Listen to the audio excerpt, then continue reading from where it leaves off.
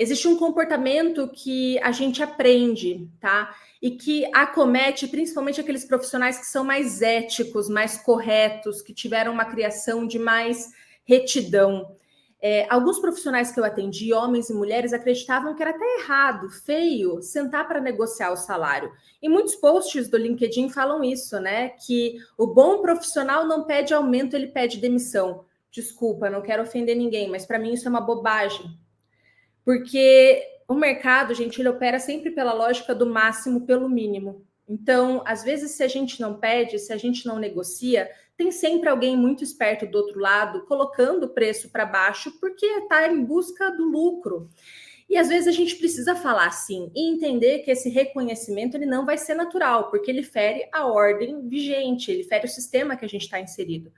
Então, essa naturalidade, quando acontece, é uma exceção.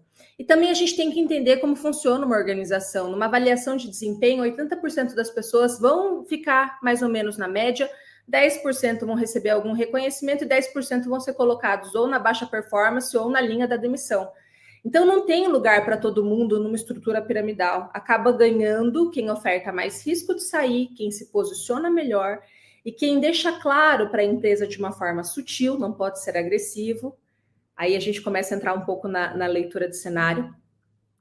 Que em qualquer momento você pode sair dessa relação, que você não está preso nessa relação de trabalho, tá? Eu sei que a maioria de nós depende do trabalho para viver, mas quanto mais a empresa tem essa segurança, menos ela vai te valorizar. E eu vou falar para vocês agora frases que eu ouvi de gerente de RH de empresa grande, tá? De falar, pô, tem X de verba, dá para fulano de tal que está sendo bastante assediado pelo mercado? Esse outro aqui acabou de ter filho, a esposa está sem emprego, não vai sair da empresa. Pessoas em primeiro lugar. O mercado opera mais ou menos assim, gente. Então, entender que as coisas não vão ser naturais, muitas vezes. Entender que a gente tem que ter um pouco mais de astúcia nas relações de trabalho. Entender que muitas vezes o movimento terá que ser dado por nós, terá que ser feito por nós. A gente vai ter que fazer o negócio acontecer. E, de novo, como quarto ponto, faça tudo isso de uma forma sutil, porque às vezes a gente transmite essa nossa agressividade, essa nossa ambição, e isso gera um efeito no mercado de temer você, ter medo de você. E a gente não quer que as pessoas tenham medo, a gente só quer que você tenha mais chances na sua carreira. Eu sei que é um pouco estranho isso, mas é saber guardar um pouco aquilo que é estratégico. Nem todo mundo tem que saber a tua estratégia, nem todo mundo tem que saber o que passa na tua cabeça. Esse preservar aquilo que é importante também é algo que a gente tem que aprender. Geralmente a gente chama boca de lata, né? Fala tudo para todo mundo e depois não sabe porque as coisas não dão certo. Nesse capítulo, o que é muito importante a gente entender é que na prática existe um comportamento que a gente precisa mudar. Se não te apresentaram na empresa, você se apresenta. Se não te dão feedback, você pede, porque é do teu interesse que isso seja feito, né? Se não te ensinam, você busca aprender. As empresas, gente, elas buscam, especialmente as maiores, as melhores, profissionais que dão pouco trabalho. Eu vou ser bem honesta com vocês aqui nesse talk, tá? Que dão pouco trabalho, que são de baixa manutenção. Uma pessoa que pergunta muito coisas básicas, que é muito dependente do outro para fazer as coisas, independente da posição, é um profissional menos valorizado, tá? E eu sei que nos treinamentos, que nas integrações de novos colaboradores, as empresas são muito falhas, né?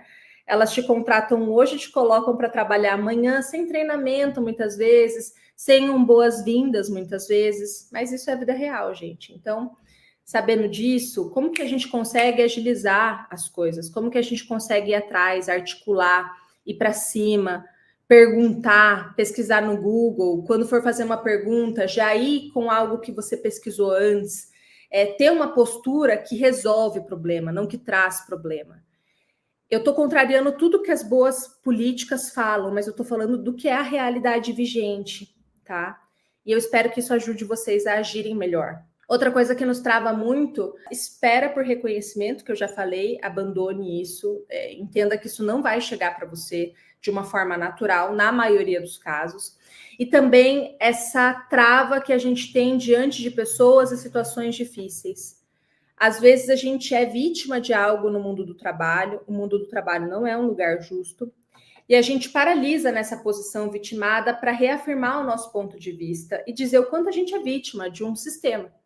Né? Então, olha como o fulano está errado, olha como esse chefe é difícil. E a gente permanece numa posição vitimada, eu, você, todo mundo, quando a gente paralisa, para de olhar para a gente e passa mais tempo da nossa vida olhando para o erro dos outros, para a falha dos outros, para aquilo que não é feito, nessa posição que não vai nem para frente nem para trás. O outro, gente, não vai mudar, a empresa provavelmente não vai mudar se não tiver pessoas diferentes nas posições de poder, e essa paralisia não vai te ajudar a sair desse lugar. Então, o que eu convido você a ter na tua vida, na tua carreira, é uma postura de água. A gente vai desviar do que tiver que desviar, e a pessoa difícil vai ficar lá, te garanto. Quantas pessoas difíceis passaram no caminho da tua carreira, da tua vida, e eu aposto com você que elas estão no mesmo lugar que elas estavam quando você as encontrou.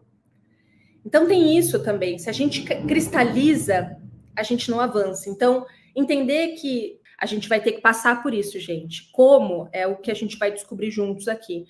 Mas paralisar por conta das pessoas difíceis não vai te adiantar, porque toda empresa, todo lugar tem pessoas difíceis. E às vezes a gente também é a pessoa difícil no caminho de alguém. Se há um limite ultrapassado na sua postura, naquilo que você acredita, se alguém te invade ou te agride de alguma forma, também é importante a gente assumir a responsabilidade de comunicar, tá? O outro, ele não tem a obrigação, gente, de saber um limite que é nosso, que é intransferível, e a gente tem o direito, sim, de comunicar ao outro como a gente quer ser tratado.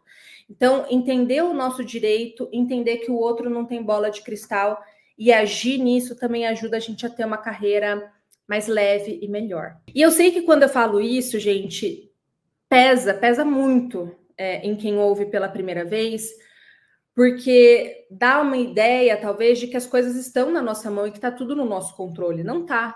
Não tá tudo na nossa mão, não tá tudo no nosso controle. Mas uma convicção que eu tenho profunda é de que ninguém vai nos salvar. Ninguém vai parar a própria vida, ninguém vai deixar de lado os próprios interesses para facilitar a sua vida. Tá? Então, quem representa você na sua carreira é você. E aqui a gente também percebe um outro erro da princesa, que ela está muito presa naquela ideia de vai ter plano de carreira, o RH vai me ajudar, o meu gestor está aqui para me desenvolver. Veja, se isso tudo acontecer, é bônus, mas não conte com isso. O RH tem uma posição ambígua e difícil, e falo porque já estive nesse lugar, porque é cachorro de dois donos, serve a dois senhores. É difícil, gente, defender o teu interesse como deveria ser feito, tá? Pense que RH serve a dois donos e RH não é imparcial, ele não está isento da máquina, ele também se subordina a quem tem o poder de caneta. Então, de novo, muita confusão em relação ao que é o papel do RH, muita expectativa em relação ao papel da liderança, e às vezes um não entendimento de que quem vai defender os seus interesses, a sua carreira, aquilo que você quer, é você. E a maioria das empresas não fala com clareza sobre plano de trabalho, plano de carreira, porque a maioria delas não tem. E o entendimento da maioria das empresas, e eu falo aqui com propriedade porque já trabalhei para várias, quem é dono da carreira é o funcionário, quem vai criar as oportunidades é ele. Só que é um pouco desestimulante falar isso, então muitas conduzem no banho-maria, sabe? Mas essa é a realidade nua e crua.